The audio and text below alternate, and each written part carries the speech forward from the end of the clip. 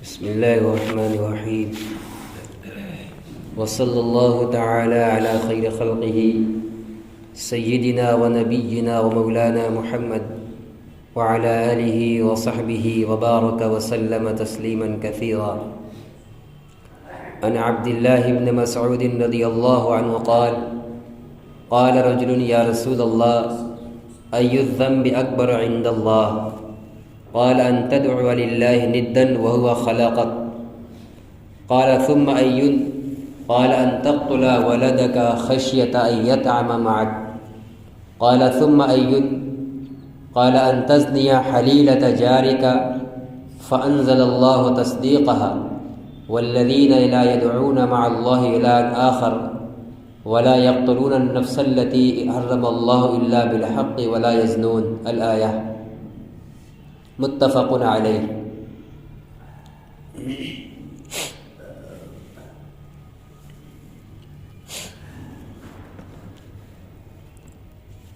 یہ آج کی جو حدیث پڑھی گئی ہے یہ مشکوٰۃ شریف کے اس باب کی حدیث ہے جس کے اندر بڑے بڑے گناہ اور کفر اور نفاق کی نشانیوں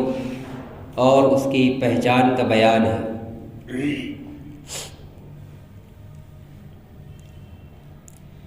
چونکہ آج کا ہمارے ملکی اعتبار سے دن بڑا خراب اور نحوست کا دن رہا ہے، اس اعتبار سے کہ آج یہاں ایک کفر و شرک کے ایک مرکز کا آغاز کیا گیا ہے. اسلام کے اندر اللہ کے یہاں جو کہ خالق کائنات ہے اس کے نگاہ میں اپنی نافرمانی، گناہ اور بغاوت میں سب سے بڑی حکم عدولی، سب سے بڑا گناہ یہی ہے کہ اس کے ساتھ کسی کو شریک ٹھہرایا جائے. چنانچہ مشکوٰۃ شریف کی یہاں چند احادیث کے اندر اللہ کے ساتھ شریک ٹھہرائے جانے کی مذمت کا بیان ہے، اس پر وعید کا بیان ہے. یہ بات انسانی فطرت اور عقل کے بھی خلاف ہے کہ انسان اپنے حقیقی خالق کو جو ہر اعتبار سے کمال اور خوبیوں والا ہے، تمام طرح کی کمیوں سے، ہر طرح کی ضرورت اور محتاجگی سے پاک و صاف ہے اور کائنات کا کوئی ذرہ، کوئی پل بھی اس کی نگاہ سے اوجھل نہیں ہے، ایسی ذات کو اپنی عبادت کا مرکز نہ بنا کر اس کے علاوہ کسی کو بھی بنایا جائے، چاہے وہ کتنوں مقدس سے مقدس ہستی اور شخصیت رہی ہو یا ان کا مجسمہ رہا ہو، کوئی چیز بھی ہو، اللہ کو چھوڑ کر ان سب چیزوں کی عبادت کرنا، پوجا کیا جانا، یہ انسانی عقل کی اور انسان کی فطرت کے خلاف بات بھی ہے. یہ تو انسان گندے ماحول میں رہتے رہتے اس کے عقل پر، شعور پر گندگی کا پردہ پڑ جاتا ہے تو اس کو گندی چیز گندی نظر نہیں آتی، اچھی ہی نظر آنے لگتی ہے. لیکن اگر دنیا کے ماحول سے کٹ کر، تمام طرح کے ماحول سے کٹ جائے، نہ کفر کے ماحول میں ہو، نہ شرک اور نفاق کے ماحول میں رہے، نہ توحید اور اسلام کے ماحول میں رہے، ہر ماحول سے نکل کر کوئی بندہ تنہا کسی جنگل و بیابان میں چلا جائے جہاں کسی بھی دنیاوی سچے یا جھوٹے کسی بھی دھرم کے ماننے والے کا کوئی وجود نہ ہو، اور وہاں حدیث میں آیا ہے کہ کسی نومولود بچے کو چھوڑ دیا جائے اور من جانب اللہ اس کی خوراک وغیرہ کا انتظام کر کے کسی طرح اس کی پرورش ہو جائے. جب وہ بڑا ہوگا اور شعور آئے گا، اس کی عقل جاگے گی، سمجھنے کے قابل جب ہوگا تو وہ اس تنہائی کی جگہ پر صرف ایک اللہ کا قائل ہوگا. اس کی عقل اس کو جواب دے گی، چونکہ اب وہ عقل گندگی کے ماحول میں نہیں پلی بڑی ہے تو اس کی عقل اس کو پتہ بتائے گی اللہ کا، اس کے اپنے حقیقی خالق اور مالک کا. اسی لیے قرآن کریم کی سورہ بقرہ کی آیت نمبر 163 اور اس کے بعد اللہ تعالیٰ نے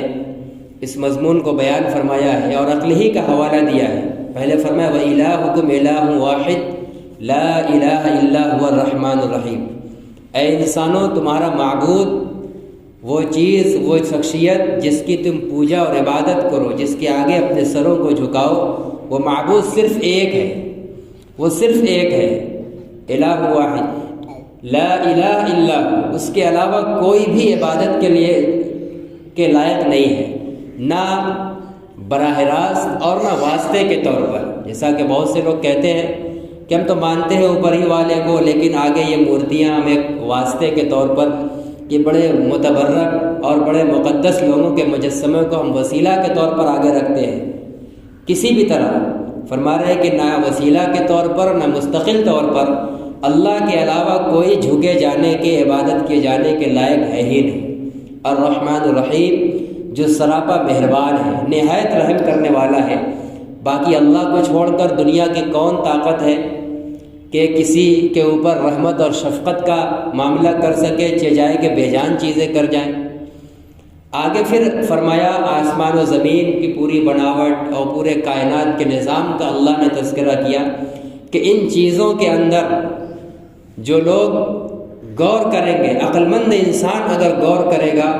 تو ان چیزوں کے اندر غور و فکر کرنا، اگر انسان عقل مند ہے تو اس کی عقل اس کو بتلائے گی کہ مالک اور عبادت کیے جانے کی لائق ہستی ایک ہے۔ پتہ یہ چلا کہ جو لوگ اپنی عقل کو استعمال کر کے اللہ تک نہیں پہنچے، ایک خدا کے قائل نہیں ہوئے، وہ قرآن کی نگاہ میں، اللہ کی نگاہ میں بے عقل ہے، ان کی عقل ماری گئی ہے۔ اور جو اللہ تک پہنچے ہوئے ہیں، خدا کو پہچانے ہوئے ہیں کہ وہی ایک اللہ ہے، معبود برحق ہے، جس کا ہمیشہ سے وجود ہے، کوئی زمانہ ایسا نہیں ہے پیچھے جہاں وہ نہ رہا ہو، اور آئندہ کوئی وقت ایسا نہیں ہوگا کہ جس میں وہ نہ رہے۔ وہ ازلی ہے، ابدی ہے، ہمیشہ سے ہے اور ہمیشہ رہے گا۔ اس کا نہ کوئی جسم ہے، نہ کوئی آکار ہے، نہ کوئی تصویر ہے، نہ کوئی صورت ہے، نہ روح ہے، نہ جان ہے۔ وہ کیا ہے؟ انسان کی عقل سے ماورا ہے، اس کی کن ہے، اور اس الہ اور معبود اور عبادت کیے جانے کے لائق ہستی کا تصور، اس کی حقیقت انسان کے ذہن میں نہیں آ سکتی۔ نبیوں کے ذریعے اور کائنات کے پورے نظام میں غور کرنے کی دعوت دے کر وہ اپنے وجود کو پہچانوا رہا ہے، اور ہر عقل مند انسان پہچان کر موحد بنتا چلا جا رہا ہے۔ ایک زمانے سے حضرت آدم علیہ السلام سے سلسلہ جاری ہے، اور بنو آدم کے عقل مند انسان اپنے عقل و شعور کا صحیح استعمال کر کے اس مالک تک پہنچ رہے ہیں، اس کو پہچان رہے ہیں۔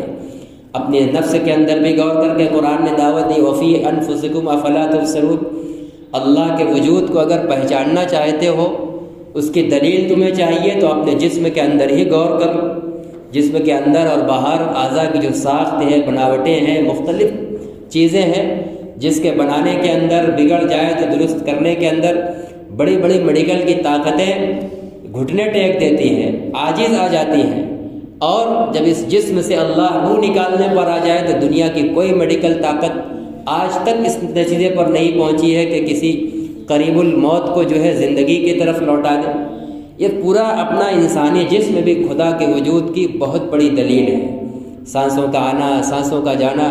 منہ کا نظام، پیٹ کا نظام، پھیپھڑوں کا نظام، تمام بال و ناخن، روئیں، کھال، ہر چیز کا ایک نظام جو پورا ایک بدن ہے سسٹمیٹک، یہ اللہ تعالیٰ کے وجود کی دلیل ہے۔ اللہ فرماتے ہیں کہ اسی کے اندر غور کر لو، تم کو خدا معلوم ہو جائے گا، تم کو اس کی شناخت اور پہچان ہو جائے۔ تو یہ ہے اللہ تعالیٰ، یہ ہے ایسی ہستی جو عبادت کیے جانے کے لائق ہے۔ انبیاء کرام علیہم الصلاۃ والتسلیم کو بھیج کر اللہ نے اپنا تعارف ہی کروانا چاہے، وما خلقت الجن والانس الا لیعبدون۔ انسان اور جنات کے پیدا کیے جانے کا صرف یہی ایک مقصد تھا کہ وہ اپنے پیدا کرنے والے حقیقی خالق کی بندگی کریں، اس کی پرستش کریں، اس کو پہچانیں، اس کی مانیں، اور کسی اور کام کے لیے انسان پیدا نہیں ہوا ہے۔ باقی پوری کائنات جو سجائی گئی ہے وہ انسان کی معاون بنا کر، ان کی مددگار بنا کر کہ پوری کائنات کے سسٹم سے انسان فائدہ اٹھائے، اور فائدہ اٹھا کر اللہ کی بندگی اور عبادت میں لگے رہے۔ نبیوں نے پہچانوایا، چنانچہ نبیوں کے ماننے والوں نے آخر میں نبی اکرم صلی اللہ علیہ وسلم نبیوں کے سلسلے کی آخری کڑی کے طور پر تشریف لائے، آپ نے بھی اللہ کی پہچان کروائی۔ ہمارے عقیدے کے مطابق اگر خالق حقیقی اللہ کے بعد اس پوری مخلوق کائنات کے اندر سب سے زیادہ مقدس اور عظیم المرتبت کوئی ہستی ہے تو وہ آپ صلی اللہ علیہ وسلم کی ذات ہے۔ ہم تمام تر عقیدت اور محبت کے بعد آپ کی پوجا نہیں کرتے ہیں، نہ آپ نے اس کی کبھی دعوت دی ہے، تو پھر ہم آپ کے علاوہ دیگر اور بزرگوں کی، بڑوں کی، ان کے جسم کو سامنے رکھ کر، ان کی تصویروں کو سامنے رکھ کر، ان کا آکار اور مجسمہ بنا کر کیسے پوچھ سکتے ہیں، جب اللہ کے پہچاننے والے جو سب سے بڑے پیغمبر ہیں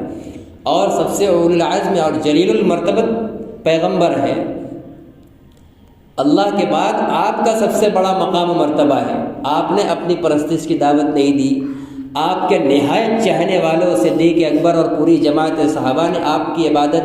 پوجا اور بندگی نہیں کی، تو پھر آپ کے بعد جتنے ہیں سب آپ کے نیچے ہیں۔ محمد رسول اللہ صلی اللہ علیہ وسلم، اللہ کے علاوہ اگر کسی اور کی پوجا اور پرستش ہو سکتی تھی تو اللہ کے بعد آپ مقدس ہیں، آپ کی نہیں ہو رہی ہے، نہ آپ نے دعوت دی، نہ آپ سے پہلے نبیوں نے دعوت دی۔ عیسیٰ علیہ السلام کے بارے میں لوگ بھٹک گئے، گمراہی کا شکار ہو گئے اور ان کو خدا کا بیٹا مان کر اس کی عبادت اور پرستش کرنے لگے۔ قرآن کریم میں سورہ مائدہ کے اندر اس کا پورا نقشہ کھینچا گیا ہے کہ وہ کل قیامت کے دن اللہ تعالیٰ عیسیٰ علیہ السلام سے پوچھیں گے، جب ان کی قوم اپنا عذر رکھے گی تو اللہ تعالیٰ ان سے بلائیں گے کہ عیسیٰ، کیا آپ نے ان کو حکم دیا تھا کہ تم مجھے چھوڑ کر، یعنی اللہ کو چھوڑ کر عیسیٰ اور مریم کی پرستش کرو؟ حضرت عیسیٰ علیہ السلام فوراً کہیں گے کہ اے پروردگار، آپ نے جس بات کا ہمیں حکم دیا تھا ہم نے انہیں وہی بات پہنچائی تھی، ہم نے ان کو اپنی عبادت کا حکم نہیں دیا تھا۔ تو عیسیٰ علیہ السلام بھی، جن کے بارے میں ان کے ماننے والے جو بھٹکے ہیں، گمراہی کا شکار ہے، آج بھی ہے کرسچن، عیسائی، عیسیٰ علیہ السلام بھی میدان محشر میں ان سے برات کا اظہار کر دیں گے۔ ما امرتنی، کیا آیت ہے قرآن میں؟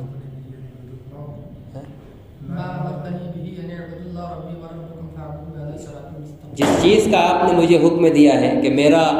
اور تم سب کا پروردگار پالنہار صرف ایک ہے، اسی کی تم بندگی کرو، ہم نے یہی پیغام ان کو دیا تھا، توحید کا۔ تمام انبیاء میں جو چیز مشترک رہی ہے شریعت میں اور احکام میں، نبیوں کے شریعت میں کچھ تبدیلی رہی ہے، فرق رہا ہے، لیکن ایک چیز جو ہر نبی کی نبوت میں رہی ہے وہ ہے توحید، ایک اللہ کی دعوت دینا، ایک اللہ کی عبادت کی طرف لانا۔ کسی نبی نے بھی اپنی عبادت کا حکم نہیں دیا ہے، اللہ سے جوڑا ہے، وہی پرستش کیے جانے کے لائق، اس لیے کہ وہی وہ ذات ہے جو بے عیب ہے، جس کے اندر عیب ہو، جو آج جوان ہے کل بوڑھا ہو جا رہا ہو، صحت مند ہے بیمار ہو جا رہا ہو، اور جو آگے دیکھ رہا ہو تو اپنے پیچھے کی اس کو خبر نہ ہو، اور جو اولاد کا محتاج ہو، اپنی خواہشات کی تکمیل کے لیے بیوی بچوں کا محتاج ہو، بلا ایسی ضرورت والا کھانے پینے کا محتاج ہو، وہ پرستش کیے جانے کے لائق نہیں ہو سکتا۔ انسان اشرف المخلوقات میں اشرف المخلوقات ہے، سب سے افضل ترین مخلوق ہے۔ اب انسان اگر یہ بے عقلی کا کام کرنے لگے کہ خود سب سے افضل ہونے کے بعد غیر افضل جو اس سے نیچے درجے کی مخلوق ہے اس کی پوجا کرنے لگے، جیسا کہ دنیا کے لوگوں نے آگ کی پوجا شروع کر دی، کسی نے درختوں کی پوجا کی، کسی نے پتھر کی پوجا کی، کسی نے مختلف جانوروں کی پوجا کی، اور کسی نے پتھروں کے اور اینٹ کے اور مختلف چیزوں کی مورتیاں بنا کر پوجنا شروع کی۔ ظاہر ہے کہ جتنی مخلوقات ہیں سب انسان سے کمتر ہیں۔ معبود جو ہوگا، جو عبادت کے لائق ہوگا، وہ عبادت کرنے والے سے کوئی افضل چیز ہونی چاہیے۔ یہ بھی عقل کہتی ہے کہ ہم اپنی فریاد اسی کے پاس لے کر جائیں گے جو ہم سے طاقتور ہوگا۔ اگر ہمارا کوئی مسئلہ اٹک رہا ہو، ہم اس کے پاس لے کر جائیں جس کے بارے میں ہم جان رہے ہیں کہ وہ ہم سے کمزور ہے۔ تو کوئی اپنا مسئلہ اپنے سے کمزور کے پاس نہیں لے کر جاتا، طاقتور کے پاس لے کر جاتا ہے۔ جب انسان سب سے اعظم ہے، اس کا سر پورے جسم میں سب سے افضل ہے، تو وہ دوسرے مخلوق کی طرف جو کمتر ہیں، پتھر ہم سے کمتر ہے، جنات ہم سے کمتر ہیں، تمام مخلوقات انسان سے کمتر ہیں، تو پھر ہم دوسرے کے آگے کیسے سر جھکا سکتے ہیں؟ یہ عقل میں آنے والی بھی بات نہیں ہے۔ اسی لیے اللہ تعالیٰ نے قرآن کی جگہ جگہ نبیوں کی دعوت کا تذکرہ کیا، توحید کا بار بار پیغام اور شرک کی مذمت کی، اور کسی نے ڈھٹائی کے ساتھ اور تکبر کے ساتھ شرک کو اجاگر کیا ہے، شرک میں خود مبتلا ہوا ہے اور اس کے خلاف، اس کے حق میں سازشیں رچی ہیں اور توحید کے خلاف پروپیگنڈے رچے ہیں، خدا تعالیٰ نے ایسے لوگوں کا کیا انجام کیا ہے قرآن نے سب بیان کر دیا ہے۔ احادیث کے اندر بھی رسول اللہ صلی اللہ علیہ وسلم نے مختلف مواقع کے اوپر اللہ کے ساتھ شریک ٹھہرائے جانے کی، اللہ کو چھوڑ کر کسی اور کی پرستش اور عبادت کیے جانے کی مذمت فرمائی ہے۔ اس کو بہت بڑا گناہ کہا گیا۔ میدان محشر میں کہا گیا ہے کہ اللہ تعالیٰ حساب و کتاب کریں گے اور بہت سے مجرمین میں کو جن کو چاہیں گے جرم کے باوجود بھی معاف فرما دیں، لیکن ایک جرم ایسا ہے جس کو اللہ تعالیٰ کبھی بھی معاف نہیں فرمائیں گے، اور وہ یہی ہے اپنی خدائی میں کسی کو اگر کسی نے شریک ٹھہرایا اللہ کی خدائی میں تو اللہ تعالیٰ اس کو معاف نہیں فرمائیں گے۔ تو یہ جو کہا جا رہا ہے کہ ہم مانتے ہیں انہیں کو، لیکن یہ بزرگ اور مقدس شخصیت کا مجسمہ ہے اور اس میں بھگوان کی روح اس کے اندر آ جاتی ہے، یہ سب بے عقلی کی باتیں ہیں، گمراہی کی باتیں ہیں، یا جان بوجھ کر استکبار اور شرپسندی کی باتیں ہیں، یہ بیکار کی باتیں ہیں۔ اللہ تعالیٰ کی ذات ایسی ہے ہی نہیں کہ وہ کسی مخلوق یا کسی بنائی ہوئی چیز کے اندر سمو جائے۔ اللہ تعالیٰ کی ذات مخلوقات سے، ظرف سے پاک ہے، اسی لیے کہا جاتا ہے کہ اللہ کا جو عرش ہے وہ نسبت ہے کہ وہ اللہ کا عرش، اللہ تعالیٰ کا کوئی جسم نہیں ہے کہ وہ اس عرش سے ہو، چوکی ہو، اس پر بیٹھا ہوا، اس کے لیے کسی مکان کی ضرورت نہیں ہے۔ تو ہم پتھروں کے اندر یہ کہیں کہ اس کے اندر اللہ کی روح منتقل ہوتی ہے، توجہ منتقل ہوتی ہے، یہ خود ایک شرک ہے، یہ خود ایک پہلا شرک ہے۔ چہ جائے کہ پھر ان مورتیوں کے آگے سر ٹیکیں اور ماتھے جھکائے جائے، یہ تو الگ بات ہے، وہ ہے شرک، لیکن پہلے درجے کا یہی شرک ہو جائے گا اور خدا کا انکار ہو جائے گا کہ اس کو مخلوق کے اندر منتقل ہونے والا تسلیم کیا جائے۔ اللہ تعالیٰ انتقال سے، تمام ضروریات سے پاک، وہ پورے کائنات کو تنہا چلا رہا ہے، وہ کیسا ہے، وہ اپنی شان کے لائق ہے۔ جنت میں ایمان والے اس کا دیدار کریں گے، جنت سے پہلے نہ ہم ان کو دیکھ سکتے ہیں، نہ ان کی حقیقت کو اپنے عقل میں لا سکتے ہیں۔ نبیوں نے جتنا کہا ہے، جیسا بتایا ہے، ہم کو ویسے ہی ماننا لازم ہے، تب ہم موحد ہوں گے اور اس سرزمین پر آ کر اللہ کی ماننے والے مانے جائیں گے، اور اللہ کی مان کر جو جائے گا آخرت میں ہمیشہ ہمیشہ کی زندگی کی کامیابی ایسے ہی لوگوں کے لیے۔ اس لیے کفر اور شرک، اللہ کے ساتھ کسی اور کی پرستش، یہ نہایت بے عقلی کی بات ہے، فطرت کے خلاف ہے، عقل کے خلاف ہے۔ عقل کا تقاضا یہ ہے کہ معبود، پرستش کی جانے والی چیز عبادت کرنے والے سے بڑی ہونی چاہیے، بڑی رتبے والی ہونی چاہیے۔ ہم مٹیوں اور پتھروں کو جو کمتر ہیں، بے جان ہیں، حضرت ابراہیم علیہ نبینا علیہ السلام نے اپنے قوم کو جو محجوج کیا تھا، لاجواب کیا تھا، یہی تو کہا تھا کہ تم ان پر مٹھائیاں چڑھاتے ہو، چڑھاوے چڑھاتے ہو، اور چوہے وغیرہ آتے ہیں کھینچ کر لے جاتے ہیں، تمہارے معبود ان کو بچا نہیں پاتے، اپنا کھانا چوہوں سے نہیں روک پاتے، تو تمہارے اوپر مصیبت، عذاب اور بیماری آئے گی تو وہ دفع کر پائیں گے۔ اتنا لاچار اور بے بس ہے، تم ان کو خدا بنائے ہوئے ہو۔ ذرا تم سوچو، اپنی بصیرت سے کام لو، تنہائی میں بیٹھ کر کبھی غور کرو، کتنوں نسلاً در نسل انسان شرک اور بت پرستی میں ڈوبا ہوا ہوگا۔ اگر وہ سنجیدگی سے کبھی ماحول سے کٹ کر تنہائی میں بیٹھ کر اپنی عقل اور کائنات کے سسٹم کو سامنے رکھ کر غور کرے گا، دنیا کے تمام چیزوں سے ہٹ کر، تو انشاءاللہ اس کی عقل اسی خدائے واحد کی طرف متوجہ اس کو کرے گی اور بتلائے گی کہ ہاں یہ مورتی پوجا، بت پرستی، اللہ کے علاوہ کسی کی بھی پوجا، یہ بالکل عقل کے خلاف ہے۔ اسلام کے نہیں، پورے کائنات کے پیغمبر اعظم، پوری کائنات میں اللہ کے بعد سب سے معظم محمد صلی اللہ علیہ وسلم، جب وہ نہیں پوجے گئے، جب ان کی پرستش نہیں کی گئی، ان کا کوئی مجسمہ اور آکار نہیں بنایا گیا، تو پھر ان کے سینکڑوں اور ہزاروں سال کے بعد کوئی پیدا ہو اور بالفرض کوئی اپنے زمانے کا بہت ہی مہان اور اچھا، بہترین، بہت ہی نیک اچھا انسان رہا ہو، تو کیسے وہ اس لائق ہو سکتا ہے کہ اس کے گزرنے اور مرنے کے سالوں بعد اس کا مجسمہ بنا کر اس کو پوجا جائے، یہ ہرگز نہیں ہو سکتا۔ حضرت نوح علیہ السلام سے پہلے جو بت پرستی شروع ہوئی تھی وہ بھی ایسے ہی ہوئی تھی، قرآن نے اس سب کی مذمت کی ہے۔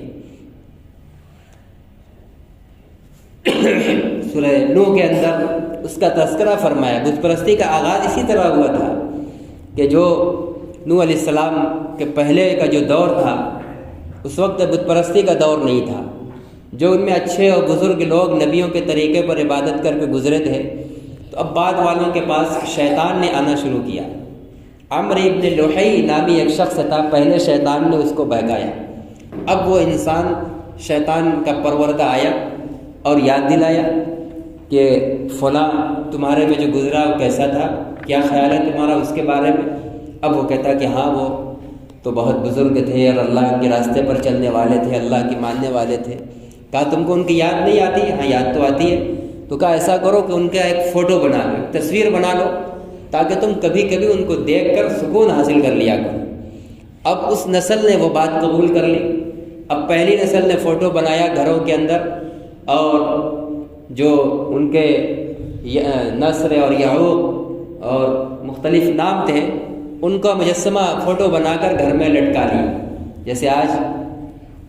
غیر مسلم فوٹو لٹکاتے ہیں، وہ تو باقاعدہ پوجا بھی کر رہے ہیں، اور بہت سے مسلمان گھروں میں بھی اپنی جاندار کی اپنی تصویر لٹکا رہے ہیں۔ یہ نہایت مشرکانہ عمل ہے۔ تو بہرحال تو پہلی جو نسل تھی شیطان نے اس کو یہ سکھلایا کہ دیکھ کر کبھی کبھی یاد تازہ ہو جائے گی۔ جب وہ یاد تازہ ہو جائیں گے ان کی یاد، تو ان کا مشن بھی تازہ ہو جائے گا، ان کے راستے پر چلنا آسان ہوگا۔ بڑے اچھے طریقے سے سکھلایا۔ جب ایک نسل گزر گئی، ان کا کام یہ تھا جنہوں نے فوٹو بنایا کہ وہ صرف کبھی کبھار ان کو دیکھ کر ان کی یاد تازہ کر کے بیٹھ گئے۔ جب ان کے بعد ان کی اولاد آئی، اب ان کے دل کے اندر ڈالا کہ یہ بڑے معزز لوگ تھے، ایسے تھے ویسے تھے، اب یہ تمہارے گھر میں یوں ہی پڑے ہوئے ہیں، کیوں نہ تم ان کو ذرا سا کبھی کبھی ان کا اکرام کر دو، کبھی پھول مالا چڑھا دو۔ پھر وہ پھول مالا چڑھایا جانے لگا۔ پھر یہاں تک کرتے کرتے کہ پھر ان مجسموں کو مٹی اور پتھروں میں بدلا گیا، پھر باقاعدہ پیشانی ٹیکنا، پوجا کیا جانا اسی وقت سے شروع ہو گئی۔ اور پھر اس کے بعد حضرت نوح علیہ السلام یہ پہلے رسول ہیں، یہیں سے شرک کی مذمت اور توحید کی دعوت کا سلسلہ شروع ہوا ہے۔ اس سے پہلے جتنے نبی تھے، آدم علیہ السلام سے لے کر نوح علیہ السلام سے پہلے تک، ان کی دعوت صرف توحید کی ہوتی تھی، شرک تھا ہی نہیں، بت پرستی تھی ہی نہیں، اس کے خلاف کوئی بات ہو۔ یہ نوح علیہ السلام سے بت پرستی کے خلاف بھی پیغام آنا شروع کیا، لوگوں کو سمجھایا جانا شروع کیا، توحید کی طرف بلایا گیا، اور پھر آخر میں امت محمدیہ آپ صلی اللہ علیہ وسلم کے ذریعے یہ پیغام تکمیل تک پہنچایا گیا، ہر اعتبار سے احکامات مکمل کر دیے گئے۔ اس کے اندر بھی توحید کو باقی رکھا گیا اور شرک کی مذمت کی گئی۔ اللہ کی بندگی کے اندر، اللہ کے بن کے اور مان کے رہنے کے اندر صرف توحید ہے، صرف اللہ کی وحدانیت اور اس کے یکتائی کا قائل ہونا ہے۔ کسی بھی بڑی سے بڑی چیز کو اس کی خدائی اور معبودیت میں شریک ٹھہرانا یہ ایسا بدترین جرم ہے کہ اس کو اللہ تعالیٰ آخرت میں کبھی معاف نہیں فرمائیں گے۔ ان اللہ لا یغفر ان یشرک بہ ویغفر ما دون ذلک لمن یشاء۔ اللہ تعالیٰ آخرت کے اندر جس کے جو چاہیں گے گناہ کو معاف کر دیں گے، لیکن شرک کے اگر کوئی گناہ لے کر گیا ہے، مشرک بن کر گیا ہے اللہ کے ہاں، تو اس کا یہ گناہ کبھی معاف نہیں کیا جائے گا، اور ایسا انسان ہمیشہ جہنم میں جلے گا۔ یہاں عبداللہ ابن مسعود رضی اللہ عنہ کی روایت ہے کہ فرماتے ہیں کہ ایک آدمی نے اللہ کے نبی سے پوچھا، اے اللہ کے رسول، ای الذنب اکبر عند اللہ، اللہ کی نگاہ میں کون سا گناہ سب سے بھیانک ہے، سب سے بھیانک گناہ کون سا ہے؟ آپ نے فرمایا ان تدعو للہ ندا وہو خلقک۔ آپ نے فرمایا کہ سب سے بھیانک اور سب سے بڑا گناہ یہ ہے کہ تم اللہ کے لیے شریک ٹھہراؤ، اپنی دعا اور اپنی عبادت میں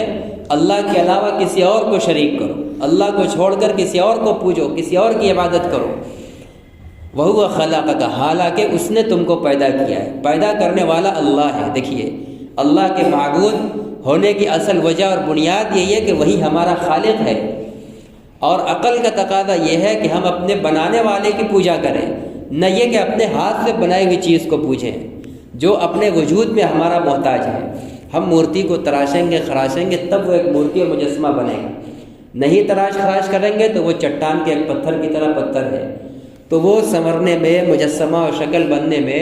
ہماری محنت کا وہ محتاج ہے۔ تو جو ہماری محنت کا خود محتاج ہے وہ ہماری ضرورت کیا پوری کرے گا؟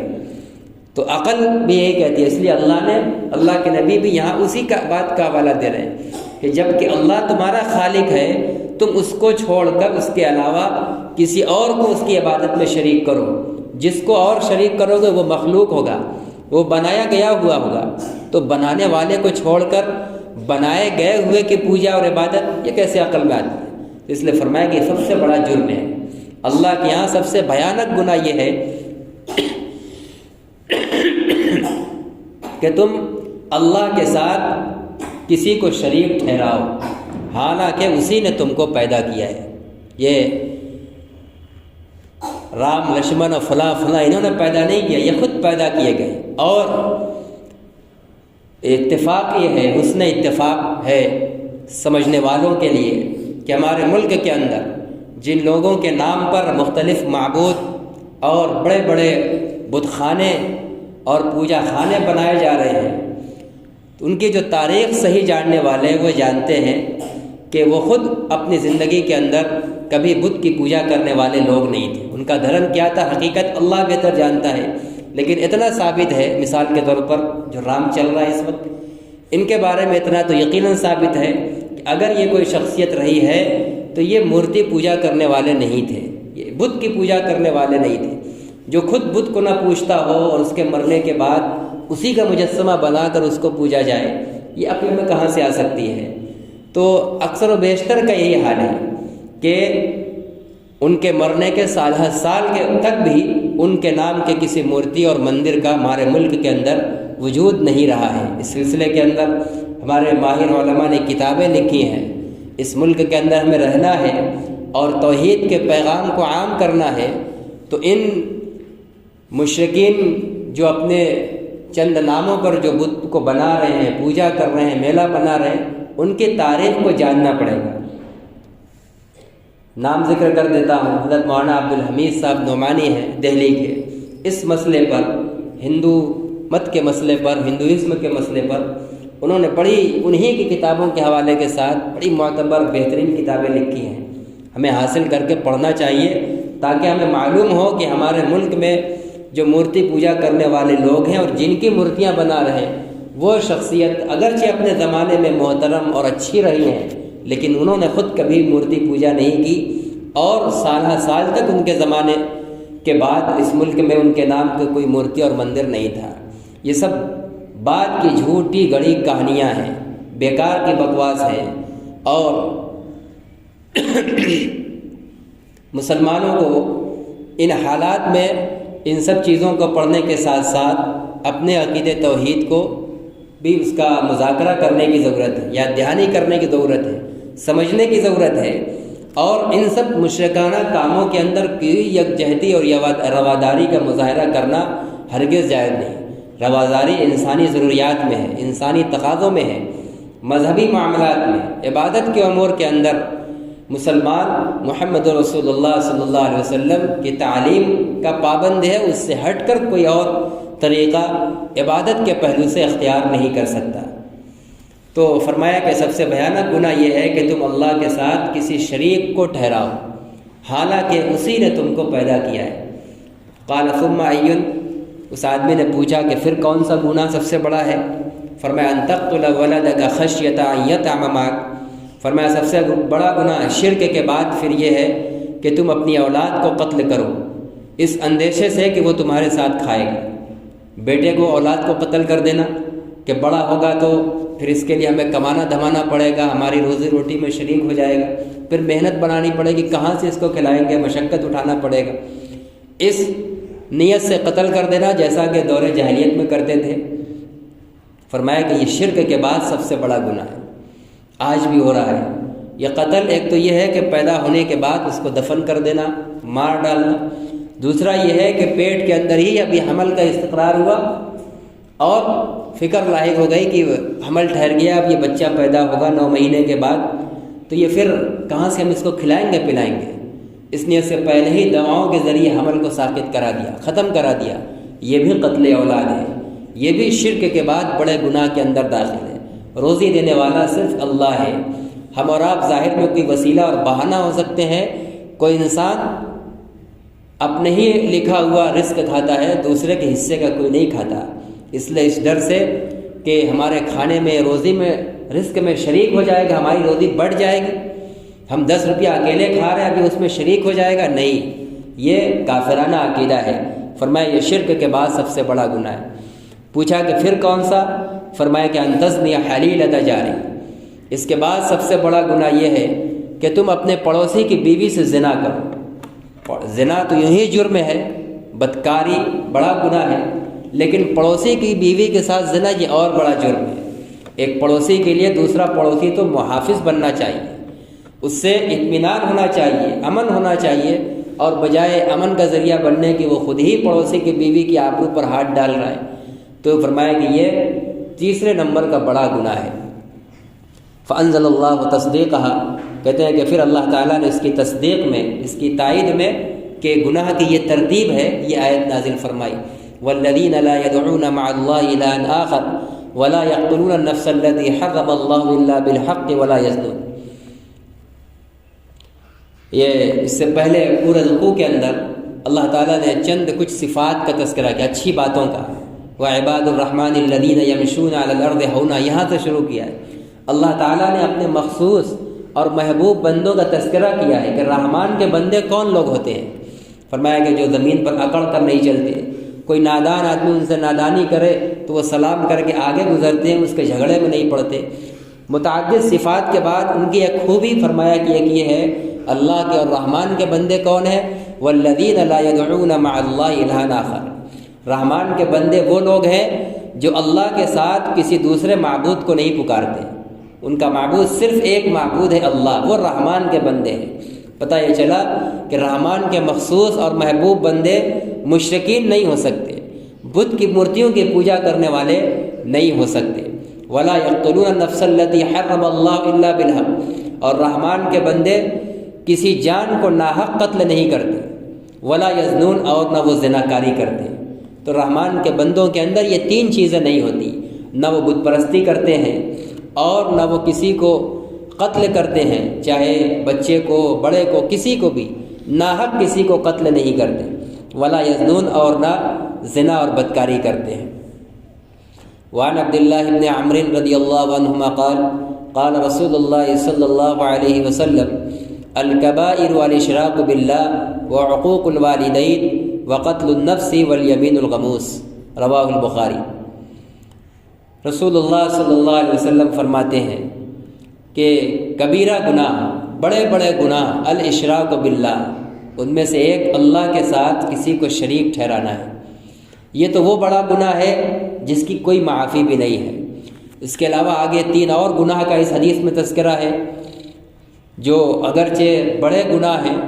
لیکن اگر بندہ بغیر توبہ کے چلا گیا، توبہ کے بعد تو سب معاف ہو جاتے ہیں، اگر بغیر توبہ کے چلا بھی گیا تو آخرت میں اس کی سزا بھگتنی پڑے گی، تو اس بھگت کر کسی نہ کسی وقت جہنم سے نکال کے جنت میں بھیجا جائے گا۔ لیکن شرک تنہا وہ بدترین اور منحوس بڑا خبیث ترین گناہ ہے کہ وہ اگر ہمارے دل سے چپکا رہا اور مرنے سے پہلے ہم اس سے الگ نہیں ہو سکے، اسی شرک اور کفر اور بت پرستی کو لے کر مر گئے، تو پھر آخرت میں ہمیشہ ہمارے لیے جہنم ہے۔ جہنم سے خلاصی کا کوئی لمحہ ہمارے لیے نہیں ہوگا۔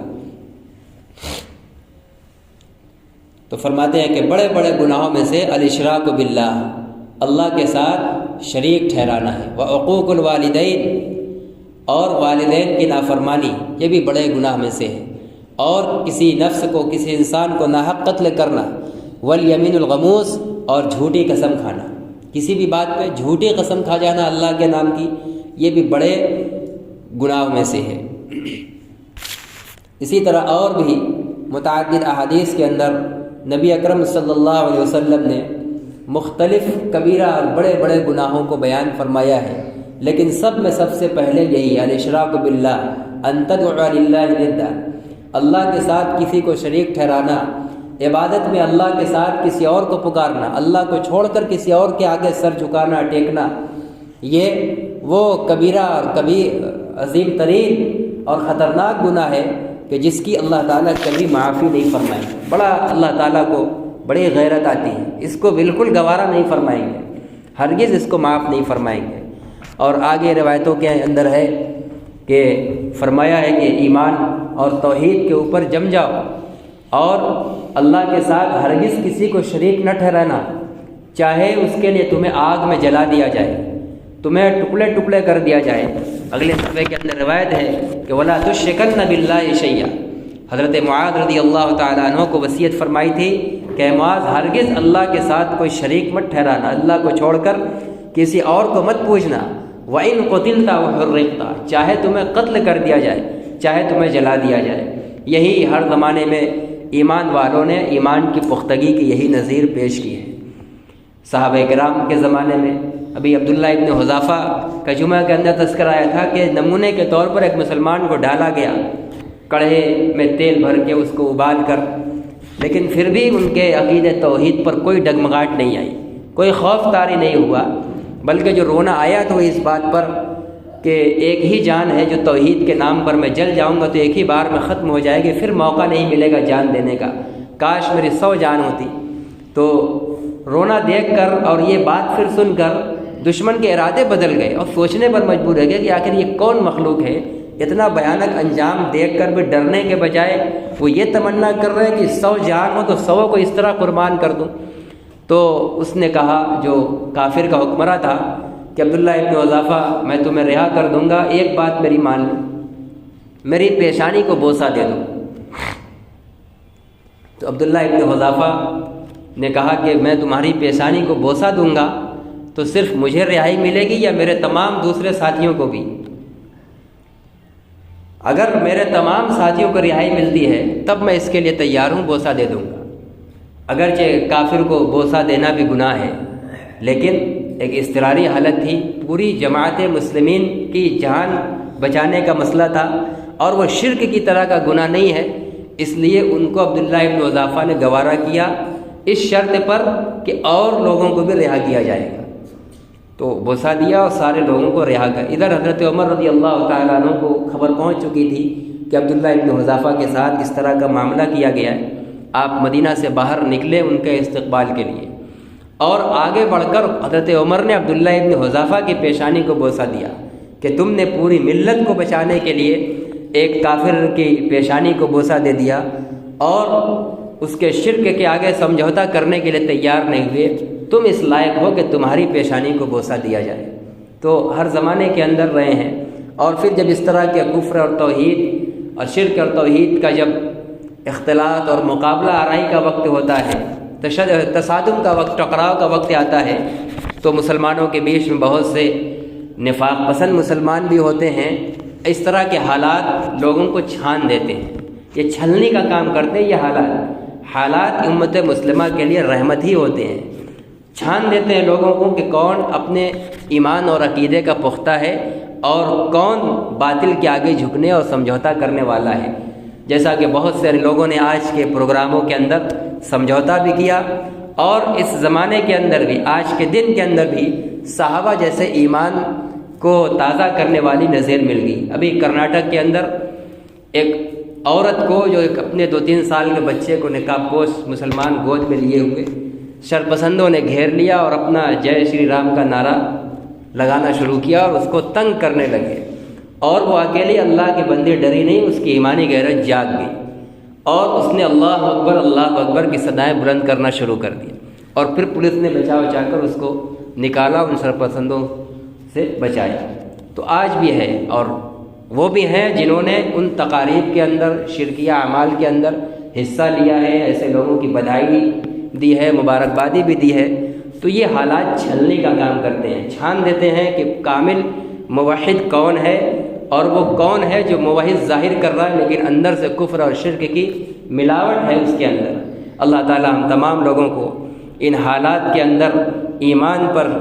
جمنے کی توفیق نصیب فرمائے، توحید پر ثابت قدمی ہمارے لیے آسان فرمائے۔ ان حالات کے اندر قرآن کی اس دعا کا اہتمام کرنا چاہیے،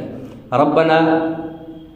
لا تزغ قلوبنا بعد اذ ہدیتنا وہب لنا من لدنک رحمہ انک انت الوہاب۔ اے پروردگار، آپ ہم کو ہدایت دینے کے بعد پھر ہم کو چھینیے گا مت، ہم کو گمراہ مت کیجیے گا، اور اپنی طرف سے ہم کو اپنی خاص رحمت دیجیے گا، بے شک آپ بہت بخشنے والے ہیں۔ اسی طرح ربنا لا تجعلنا فتنة للقوم الظالمین ونجنا برحمتک من القوم الکافرین، اے پروردگار ہم کو کافر ظالموں کے لیے آزمائش میں مت ڈالیے گا، آزمائش کی چیز نہ بنائیے گا، اور ہم کو کافروں سے نجات دیجیے۔ ربنا افرغ علینا صبرا وثبت اقدامنا وانصرنا علی القوم الکافرین، یہ تین دعائیں تو معنی کا استحضار اور ایمان کی سلامتی کا سوچ کر اس وقت ضرور اپنی دعاؤں کے اندر، وظائف کے اندر اس کو شامل کر لینا چاہیے۔ ربنا افرغ علینا صبرا، اے ہمارے پروردگار ہمارے اوپر ایمان پر جمنا بہا دیجیے، ایمان پر ثابت قدمی ہمیں عطا فرمائیے۔ وثبت اقدامنا، ہمارے پیر کو جما دیجیے، ان حالات سے ڈگمگانے نہ دیجیے کہ ہم ڈر کر خوف مار کر جھک جائیں، وقتی ان کے منہ میں منہ ملا دیں، ایسا ہم کو نہ بنائیے گا۔ وثبت اقدامنا وانصرنا علی القوم الکافرین، اور جب کبھی توحید اور کفر کے درمیان موحدین اور کافرین میں مقابلہ آرائی ہو جائے تو اے پروردگار ہم کو کافروں پر غلبہ عطا کیجیے گا، ہمیں دبا نہ دیجیے گا، مغلوب نہ بنائیے گا۔ تو یہ قرآنی بشارتیں، ہدایات، تدابیر سب ہمارے سامنے موجود ہیں۔ ہمیں ایمان کی فکر اس وقت بہت زیادہ کرنے کی ضرورت ہے، اور یہ جو لوگ کر رہے ہیں تو ان کے بارے میں بے شک بحیثیت ایک مومن ہونے کے ہمیں افسوس ہونا چاہیے کہ بیچارے اپنی عقل کا نہ استعمال کر کے ان کفریہ اور شرکیہ کاموں میں لگ کر اپنی آخرت کو برباد کر رہے ہیں۔ بیچارے یہ آخرت کے اندر اگر اسی طرح خدا نہ کرے چلے گئے تو ہمیشہ ہمیش کے جہنمی ہوں گے۔ اس لیے ان کے لیے بھی اللہ تعالیٰ نے اگر مقدر میں ہدایت لکھی ہے تو اللہ سے دعا کی جائے کہ اللہ اگر ان کے مقدر میں ہدایت ہو تو انہیں بھی توحید والا عقیدہ دے دے، ہدایت دے دے۔ شاہ اللہ محدث دہلوی رحمۃ اللہ علیہ تو بڑے پر امید تھے، فرماتے تھے کہ جب بھی کبھی ہندوستان کے اوپر ہندو مذہب کی یلغار ہوگی، غلبہ ہوگا، تو مجھے پچھلی تاریخ کی روشنی میں یہ امید لگتی ہے کہ اللہ تعالیٰ پھر انہی میں موحدین بھی پیدا فرمائیں گے۔ خدا کرے کہ یہ لوگ شرک اور کفر کے انتظامات کر رہے ہیں، اللہ تعالیٰ انہی کفر اور شرک کے ان کے بنائے ہوئے مراکز سے توحید کا بول بالا فرما دے، انہی میں موحدین پیدا فرما دے۔ اللہ تعالیٰ ہم سب کو ایمان پر ثابت قدمی عطا فرمائے۔ دعا کر اللہم صلی علی محمد النبی الامی وعلی آلہ وسلم تسلیما۔ ربنا ظلمنا انفسنا وان لم تغفر لنا وترحمنا لنکونن من الخاسرین۔ یا اللہ ہم سب کے جمع ہونے کو قبول فرما، یا اللہ ہمارے سننے سنانے کو قبول فرما، یا اللہ حدیث رسول کے معنی اور مطلب پر عمل کی توفیق نصیب فرما، یا اللہ پختہ ایمان اور عقائد حقہ پر ثابت قدمی نصیب فرما۔ یا اللہ بڑی آزمائش کا دور ہے، یا اللہ ہمارے ایمان کے لیے چیلنج بھرا ماحول بنا ہوا ہے ہمارے ملک کے اندر، یا اللہ ہمارے ایمان کی حفاظت فرما، ہماری نسلوں کے ایمان کی حفاظت فرما۔ یا اللہ توحید کی حقیقت ہمارے دلوں کے اندر بیٹھا دیجیے، اے اللہ توحید کی حقیقت ہمارے ذہنوں میں آشکارا کر دیجیے، واضح اور روشن کر دیجیے۔ یا اللہ کفر و شرک کی مذمت، بت پرستی کی قباحت ہمارے دلوں میں بیٹھا دیجیے۔ یا اللہ ہمیں اب مرتے دم تک اپنی عبادت اور بندگی میں لگائے رہیے، اپنے علاوہ کسی اور کے آگے ہمارا سر جھکنے سے یا اللہ ہماری حفاظت فرما۔ یا اللہ خالص اپنا بندہ اور اپنی عبادت کرنے والا بنا، اپنے نبی کے فرمان کے مطابق زندگی گزارنے کی توفیق نصیب فرما۔ یا اللہ پورے ملک ہندوستان کے اندر توحید کا بول بالا فرما۔ یا اللہ اس ملک کے چپے چپے سے اللہ اکبر اور لا الہ الا اللہ کی صدائیں بلند ہوں، ایسا ماحول پیدا فرما۔ یا اللہ وہ وقت ہمیں دکھلا دے کہ یہاں کے چپے چپے اور ذرے ذرے سے توحید کی اور لا الہ الا اللہ کی آوازیں اور نعرے بلند ہو رہے ہوں۔ یا اللہ تیری کبریائی اور بڑائی کے نعرے بلند ہو رہے ہوں۔ یا اللہ ایسا ماحول اور فضا قائم کر دیجیے۔ یا اللہ بابری مسجد جو توحید کا مرکز تھی، تیرے آگے سجدے کیے جانے کی جگہ تھی، یا اللہ آج وہ بت پرستی کا مرکز بنا لیا گیا، یا اللہ شرک کا مرکز بنا لیا گیا۔ یا اللہ اپنی قدرت سے تو اس کو خائب و خاسر فرما، یا اللہ ان کو ان مقاصد میں ناکام و نامراد فرما۔ یا اللہ اپنی قدرت سے اس جگہ کو،